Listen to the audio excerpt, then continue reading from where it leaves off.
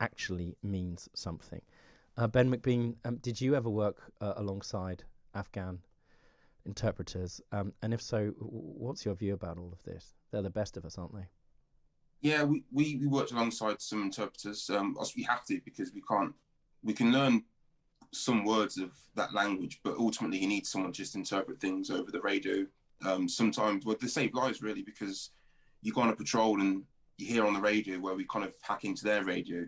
You know, we can see the troops on the ground. There's like 20 of them. Mm-hmm. They're over here and they're talking about us. So this guy's kind of relaying that message, which we wouldn't have obviously known because we don't understand what they're saying. So they've saved lives. And I think later on, our interpreter, after I was injured, was actually killed. Can I So just pause for they're a in the thick of second? it. Can I pause for a second there, Ben? Do you remember the name of? Don't worry if you don't. But do you remember the name of that interpreter, Ben? No, no, I don't remember Okay. his name. Describe him to me or her. He was an It was interpreter a as part. guy. Right. He It was was a guy. right. Just the thing is, Afghanistan's it's actually a really nice country, and like Hmm. there's more decent people there than there are not decent people.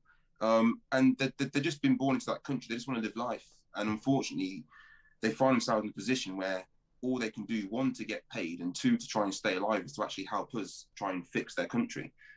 And obviously, unfortunately, it's not really worked out that way. We've left those guys behind. Hmm. And they're going to be a massive, massive target now. And if the Taliban catch hold of them, they won't ask them to say sorry. They're just dead. Hmm. So when we promised that we'd take them back, I know we've taken some back here, and quite rightly so. Hmm. But obviously, we've left a lot behind. And by the time they've argued the toss and we've looked at paperwork, no doubt, and all of this rubbish, half of them are probably going to get killed. So it's wrong. You know, I think if we knew we were going to pull out, we should have prepared these guys ready. So as we're leaving, they're leaving too on the same flight, type of thing. But instead, now you've got them still sat there, probably hiding. You know, God knows where they're hiding. God knows what they're up to. But they're on the run basically until we pick them up, if we ever do, or if we don't, it's because they're probably dead. So it's Ben, out of order, really. I could not agree with you more.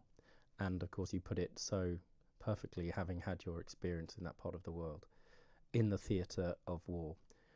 We made a promise to these people. Now, Priti Patel, I know you listen to me. I know you follow me on Twitter and on social media. I don't give a monkey's. Simple as that. What the rules are, what the preconditions are to getting into this country, whether you change them or not. I have my own opinion about that. But what every single person agrees on in this country, left, right, centre, whatever your complexion, is that we made a promise to those people who were prepared to risk their lives and the lives of their families that we would protect them. And you've heard what happened from a Marine who was there, who risked his life, to those interpreters in the event that they're caught by the Taliban, who are now taking over that country, having wasted all of that money and all of those lives. All of those lives. It's time to open up our doors and do precisely as we promised. And it is disgrace until such time as we give them and gift them the freedom they so richly deserve. Thank you, Ben McBean. You know, I'm going to ask you some other stuff if you don't mind, whilst I've got the Sure. privilege of you being here. Um, Paralympics is coming up, and Hmm. you've suffered a complex injury. You've experienced trauma. How do you get through life? I mean, you know, for some people, just experiencing lockdown, you know, a lot of people are struggling at the moment, and it's a real challenge. You know, insofar as you've got a message, how do you keep that sunshine of hope going? How do you look forward to the future, having experienced such a catastrophic Um, injury? I think you know when I was lying there, like just dying, I suppose there's only one step lower than that, which is death, and then I managed to obviously like bounce back. So nothing can be as bad as that unless I'm dead. So everything kind of seems positive. I have my down days, but nothing will ever be as bad as what actually happened. So that really helps. And also I kind of after my injury, a year after I was injured, I ran the London Marathon, and it was to basically push myself mentally, physically, and emotionally to see if I actually still had it. And I Hmm. said to myself, if I haven't got my same mojo about me, I can't do it. I won't beat myself up because look what I've gone through. But I managed to Right. do it, and that just kind of said, actually, I can do things. And I said, I knew I could do it, and also said, kind of stuff you to all the people who said I couldn't do it, kind of thing. Hmm. And over the years, I've done more and more things, and now I realise, yes, I'm a double amputee, but it's more about my ability rather than focus on my disability. There's some things I can't do, to be honest, but most things I can do. It's just a bit harder, takes a bit longer. But if I can either jump out a window, which I don't really want to do, or I can just get on with life, which I do, and then I try and make the most of every day.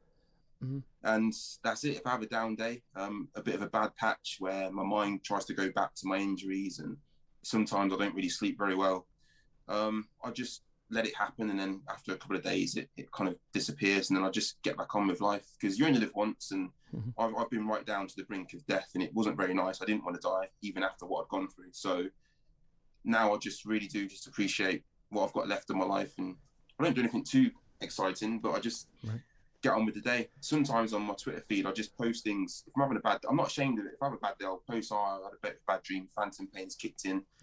But then also I'll just post things of me just on the moors, jumping around or walking a dog, or just I'm a normal person living life. I've just gone through, unfortunately. Well, Ben, Ben, I have to say you're many things, but I'm not going to allow you to sit there and cloak yourself in the word normal. You're not normal. I'm normal. Well, depends who you are. Certainly not my ex-husband. But I'm certainly no hero. And you and all of our service men and women are heroes.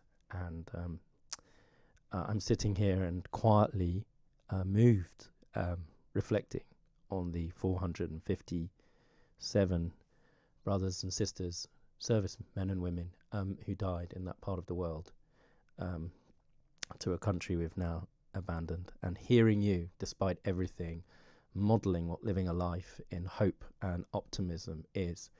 You represent, Ben, the best of who we are and who we can be, accepting that we're vulnerable, accepting none of us are perfect, but knowing that we have to, all of us, move forward. It's been a privilege to talk to you, Ben, today, and thank you for your service. And I look